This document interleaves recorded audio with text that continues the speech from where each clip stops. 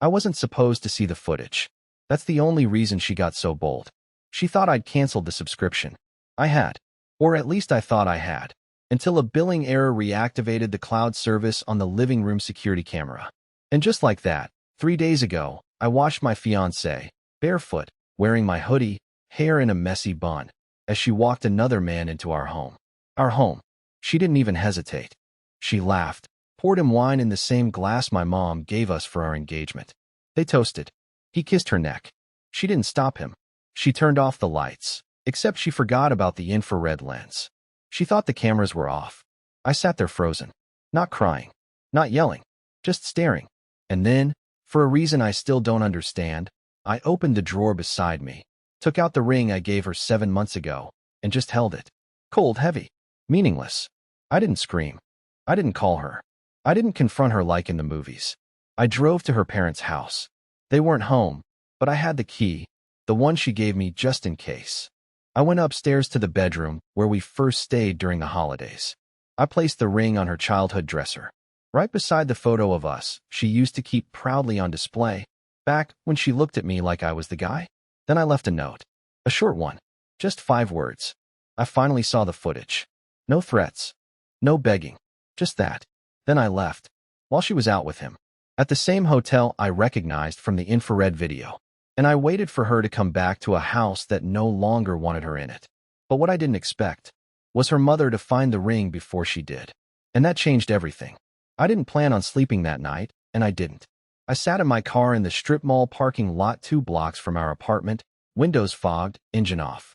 Just me and my thoughts. I kept replaying the footage, frame by frame, like some sick home movie. I don't know what I was trying to find. Maybe a flinch in her eyes. Maybe a second of hesitation. But there was none. She was relaxed, comfortable, familiar, like she'd done it before. At 2:16 a.m., my phone lit up. I thought it would be her. I was bracing myself. I was going to ignore it. But it wasn't her. It was her mom. Delilah's mom, Jeanette, is the kind of woman who always sounds like she's one word away from yelling at a grocery store manager. She's sharp, nosy, and thinks she knows everything. But that night, she was whispering. Panicked. Wendell, she said, without even saying hello. Why is there a ring on my dresser? I stayed quiet. I could hear something in her voice I'd never heard before. Not anger, not confusion. Fear. The kind of fear that's born when a perfect illusion starts to shatter and you have no clue what's on the other side. I came upstairs to get a blanket. I saw your handwriting. She hasn't come back yet. Wendell, tell me what's going on. I wanted to yell. I wanted to tell her everything. But for some reason, I just asked, is the photo still there? Silence. She knew what I meant. I'd seen Delilah slowly start pulling pieces of me out of her life over the last few months.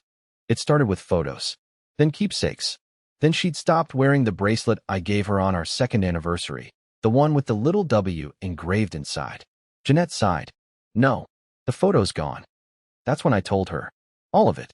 The camera, the footage, the wine glasses, the way he kissed her neck like it was something they did every Thursday.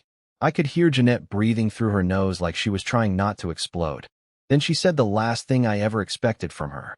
She brought him to our house last week. I blinked. What? Your fiancé, Delilah. She said he was her coworker. She told us you were going through a rough patch and didn't want to come. We believed her. My husband even offered him scotch. I felt like someone had punched me in the lungs. She brought him to her childhood home, sat him in the chair I used to sit in, ate dinner with him in front of the fireplace where I once gave her a snow globe and told her I wanted to spend every Christmas with her until we were gray and boring. Jeanette was rambling now. I barely heard her.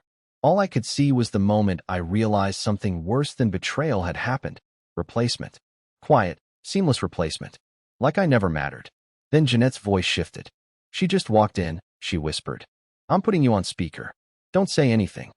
I didn't hang up. I don't know why. Then I heard the front door close. Her voice was chipper. Hey, I left my charger here. Sorry, sit down, her mother snapped. What's wrong? Where were you tonight, Delilah? A pause. Why? Because Wendell left you a ring and a note. Because he knows. Because you lied to me, too. And you brought another man into my house. Silence. Long silence. I thought maybe the call dropped. I even looked at the screen. Still active.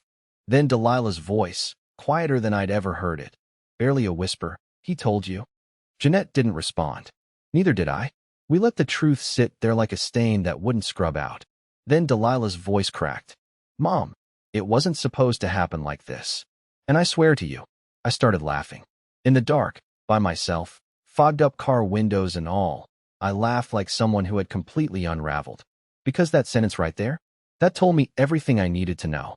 She wasn't sorry. She was just sorry she lost control of the story. I didn't go home the next day. In fact, I didn't go anywhere near it. I didn't want to risk seeing her face, not while my hands were still shaking every time I thought about that hotel keycard, or the way she poured that wine like she was already someone else's wife. I booked a cheap motel on the other side of town. No breakfast, no amenities, just a bed, a flickering TV, and enough distance from the disaster. I didn't sleep much. Every time I closed my eyes, I saw her laughing in our kitchen with that guy, like I never existed. My mind kept looping questions I had no answer to. When did it start? How many times? Did she ever feel guilty? Did she ever hesitate before coming home and kissing me like she hadn't just betrayed everything? Around noon, Jeanette texted me one word. Come. No question mark. No explanation. Just come. I didn't want to. But some small, wounded part of me needed to know how she would face me now that the mask was gone. So I went. Her parents' house looked exactly the same, but the tension in the air was something else entirely. Jeanette met me at the door. She didn't speak, just nodded and stepped aside. Delilah was sitting in the dining room, arms crossed, her hair messy, no makeup, wearing one of my old sweatshirts. The one with the stretched-out sleeves that she always said made her feel safe. For a split second, she didn't look like a cheater. She looked like the girl I used to make pancakes for. The girl I once drove 4 hours just to surprise with her favorite pie from a random bakery she mentioned once. But that second passed fast. Her eyes flicked up, and she said the first words I'd heard from her since everything fell apart. You didn't have to tell my mom. I couldn't believe it. That was her opening line. Not I'm sorry. Not please let me explain. Just straight to guilt-tripping me for ruining her image with her mom? I didn't answer. I sat down across from her, my hands on the table, trying not to shake. She leaned forward, her voice lower. Wendell, I didn't plan for any of this. You planned enough to bring him to your parents' house, I said, my voice quieter than I expected. You planned enough to walk him into our home. You poured him wine, Delilah. You didn't even flinch. She looked away then. Not out of shame, out of frustration. Like I was the one being unreasonable. That broke something in me. The part of me that wanted to believe maybe this was all a mistake, that she had been confused, or lonely, or manipulated. No, she had just made choices. Clear, selfish, cold choices. And now that the consequences were in front of her, she didn't know how to perform her way out of them. I thought we were drifting, she finally said. You stopped touching me like you used to. You stopped asking how my day was. I didn't feel seen anymore. That hurt. Not because it was true, but because it was the excuse I always feared she'd use. Like I had created the hole she crawled through to cheat. I swallowed hard, staring at her. So you slept with someone else to feel seen? She didn't answer. Her eyes welled up, but I didn't comfort her. I let her cry, and I think that's when she realized she had finally lost something for real. I wasn't the same man who brought her flowers every Tuesday or left dumb sticky notes on her mirror. I wasn't the fool with a ring in his pocket anymore. I was just a man watching the person he loved grieve the version of me she destroyed. She reached out across the table. Wendell, I didn't mean to replace you. It just happened. I stood up slowly. You didn't replace me, Delilah. You replaced yourself. And now you don't even know who you are without the lies. She tried to speak, but I was already halfway out the door. Because this wasn't about her anymore. It was about what I was going to do next. And she had no idea what was coming. She didn't come home that night. Of course she didn't. After our little sit-down at her parents' house, she texted me some nonsense about needing space to process. As if I was the one who blew up our engagement with a wine glass and a hidden hotel keycard. I didn't reply. I was already halfway into something I'd been planning silently ever since I saw that video. It wasn't revenge, not in the loud, dramatic, movie-style way. It was extraction. Precision. I was going to remove myself from her life so thoroughly, so quietly, that she'd have nothing left to perform to. No audience. No fallback. Just silence, and the wreckage of what she did. So I went back to the apartment. It still smelled like her. Her candle was burning low on the kitchen counter, lavender and lemon. The wine glasses were still in the sink. Dried lipstick on one of them. Not hers. Her real lipstick was red. This one was nude, glossy. She'd used a different one when she knew she wasn't coming back to me. I noticed everything now. The details that used to mean nothing had turned into flashing neon signs of betrayal. I stood in the center of the apartment for a long time before moving. And then I started with the photos. Every picture of us, gone. Not broken, not burned. Just removed. One by one, placed into a sealed envelope that I'd later drop off at her sister's place. Then came the tech. I wiped my laptop. Pulled my account from the shared Netflix, Spotify, Wi-Fi, thermostat app. I even changed the label on the router. You know what I renamed it? He deserved better. After that, I logged into our shared Google Calendar. She had her whole life scheduled in there. Yoga, hair appointments, work dinners. I added one entry, exactly 48 hours from then. Check the safe. That would be my final message. But I wasn't done. Because the last thing I touched was the ring. I didn't just leave it on the counter. No, that would be too easy. Too expected. I opened our bedroom closet, the one where she once hid my birthday gift behind a wall of scarves. I pushed her clothes aside, reached up to the old shoebox labeled ski stuff, and slid the ring box deep inside. Why? Because she loved finding things. She once told me surprises made her feel alive. So now, every time she opens a drawer, digs through a box, or cleans the closet, she'll wonder if that's the moment she finds it, the cold reminder of what she threw away. Before I left, I did one last thing. I opened her laptop. She never logged out of anything. Her emails were still open. And sitting there, like some bad joke, was a draft of a message to her new guy. Unsaved. Unsent. The subject line? If Wendell finds out. That was all I needed. I closed it. No need to read the rest. I walked out with my backpack, one box, and my name scraped off the mailbox. No note. No goodbye. Just an empty apartment that suddenly felt a little too big for just one set of lies.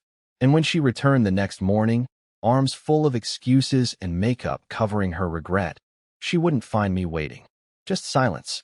And a calendar reminder ticking like a clock she couldn't stop. She didn't text me the next morning. Not even a fake apology. I imagine she walked into that apartment, expecting me to be slumped on the couch like a wounded dog, ready to talk it out, ready to accept crumbs again.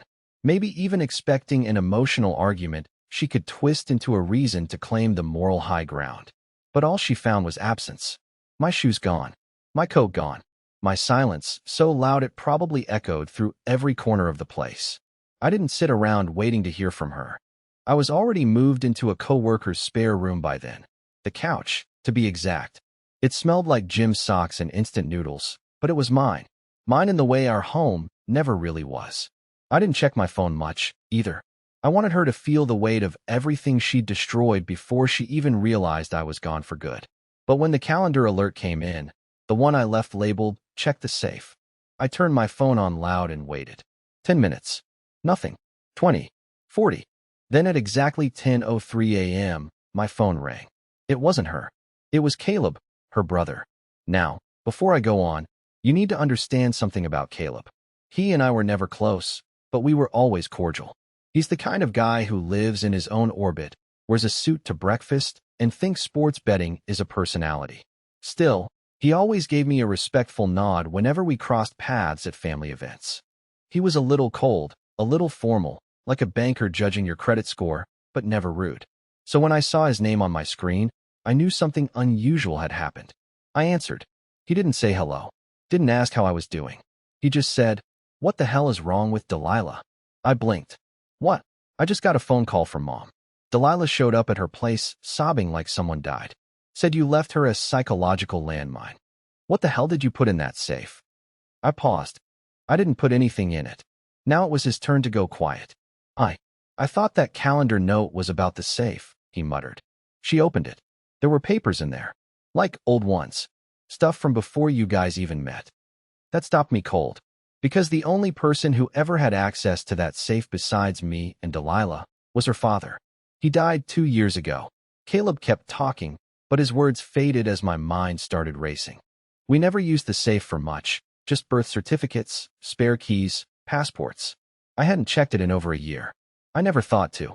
But now, Suddenly I had questions. Big ones. I hung up, drove straight to the apartment while I still had a copy of the key. When I got there, she was gone. The place was a mess. Papers on the kitchen island. Her suitcase half-packed like she tried to run and forgot how to. I walked to the safe. It was still open. Inside was a stack of old manila folders, one of which had her name scrawled across the front in handwriting I instantly recognized. Her father's. I pulled it out, heart pounding. Inside were scanned legal forms, letters, and one envelope, yellowing from age, labeled for Delilah, if she ever forgets who she is. It had a photo of a man I didn't recognize, then 2 birth certificates, one with Delilah's real last name, and one with her original first name. She had changed it, twice. I sat down hard, trying to process it. She hadn't just cheated on me. She had been lying about who she was from the beginning. I didn't know how long I sat there in the middle of our empty apartment, holding documents that cracked open a version of her life I'd never seen before. My hands were shaking, but not out of sadness anymore. It was something darker, confusion twisted with fear. Her birth certificate didn't say Delilah Rose Warren. It said Clara June Whitmore. Born in Pennsylvania. Different county. Different parents. I stared at that paper for what felt like hours, hoping it would make sense if I just read it enough times. But it didn't. The second certificate confused me even more. It was issued 4 years later. Same birth date. Same girl. But with a different last name. A name I didn't recognize at all. Then came the letters, some written in her father's hand, others typed. One, dated 12 years ago, began with, "If you're reading this, Clara, it means you've lied again." That sentence alone knocked the breath out of me. The letter described what her father called her repeating behavior. Moving from place to place, reinventing herself, starting new relationships under new names, telling half-truths or no truths at all. It wasn't written in anger. That's what made it worse. It was gentle, loving even. A father who was trying to warn his daughter not to destroy every life she touched. I read every word. He mentioned past relationships. One in Chicago, another in New Hampshire. A fiancé named Brent who apparently filed a restraining order after she drained a joint account and vanished overnight. A job she left under questionable circumstances. A therapist who called her deeply adaptive, but dangerously escapist. The more I read, the more I realized the truth. I never knew her. Not once. Not when we laughed over pancakes. Not when I proposed. Not when she wore my hoodie and said she felt safe. I had fallen in love with a shapeshifter. A woman who told just enough truth to keep you guessing, and just enough lies to keep herself hidden. I put everything back into the folder, locked the safe, and sat there in silence. I thought the betrayal had already happened. But this was another level entirely. It wasn't just cheating. It was calculated identity theft. Emotional fraud. I wasn't even sure my name was the only thing she'd borrowed. Then I heard the front door unlock. I froze. She walked in, not seeing me at first, face red from crying, dragging her suitcase behind her like she was trying to flee a war she started. She stopped mid-step when she saw me sitting on the floor, holding her father's folder. Her eyes widened. "You weren't supposed to see that," she whispered. I didn't answer. She stepped closer. "Wendell, I can explain. It's not what you think." I laughed once, dry, humorless. "You're going to need to be more specific. What part isn't what I think? The part where your real name is Clara? Or the part where your father begged you to stop burning people?" She closed her eyes like the words physically hit her. "I didn't want you to see that side of me. I was trying to be better."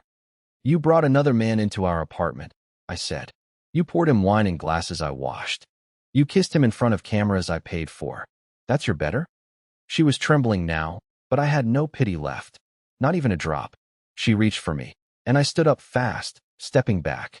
"No more," I said, voice flat. "No more touching. No more crying. No more lies." "I didn't mean to hurt you," she said. I panicked. I didn't think I could keep being who you thought I was." And that sentence? That's when it all clicked. Because she was never who I thought she was. She was just performing a version of herself she thought I wanted, until it got too heavy to carry. And instead of telling the truth, she slipped away the only way she knew how. By becoming someone else again. After she left, I couldn't stop thinking about the name in that letter, Brent. I'd read that name maybe 10 times before I realized something strange. The full name wasn't just Brent Miller. It was Brenton D. Miller, and that D. I'd seen it before. On an old mutual friend's Facebook post from 2 years ago. A tag comment. Someone in a wedding photo. It clicked in my head like a firecracker. I knew someone who knew him. I started digging. Quietly. Carefully. I didn't want her to know I was moving behind the scenes. I still had one last key to the apartment, the one she didn't realize I kept. While she was back at her parents' house, figuring things out, I used every contact I had to trace Brent down. Took me 2 days. And when I finally did, he lived one state over, and he agreed to talk. We met at a diner just off the interstate. He looked older than I expected. Tired, sharp, and cautious, like a man who'd been burned more than once and never forgot the heat. I didn't even get a word in before he asked, "It's Clara, isn't it?" I nodded. He took a deep breath and said, "I should have known she'd do it again." Brent told me everything. How she changed her name after moving in with him. How she started disappearing late at night. How she once emptied half their joint savings, vanished for 3 weeks, and came back claiming she'd been mugged. The lies weren't clumsy. They were surgical, practiced. She was always 5 moves ahead, until one day he found a burner phone in her car, and a plane ticket under a different name. She was going to disappear on him completely. He tried to report it, but she played it off like he was unstable, told their friends he was spiraling, told his job he was having a breakdown. And slowly, he became the problem. Not her. Not the woman with 5 names and no fixed identity. "She's dangerous," Brent said. "She doesn't just lie. She rewrites history."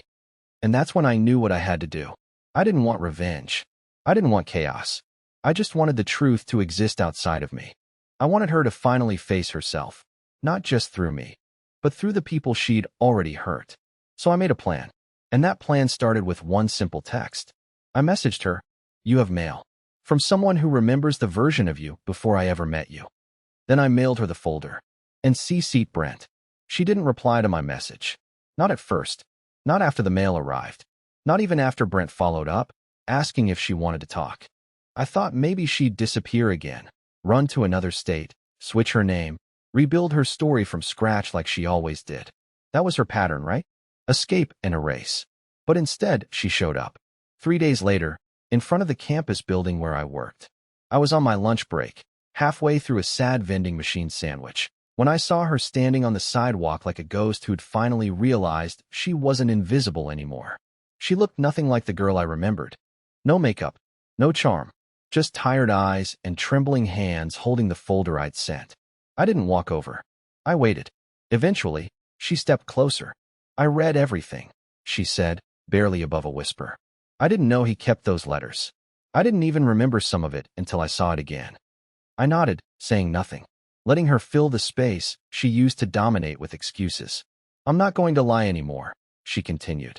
"I'm not going to run." "Okay," I said. That was all. She looked down at the folder.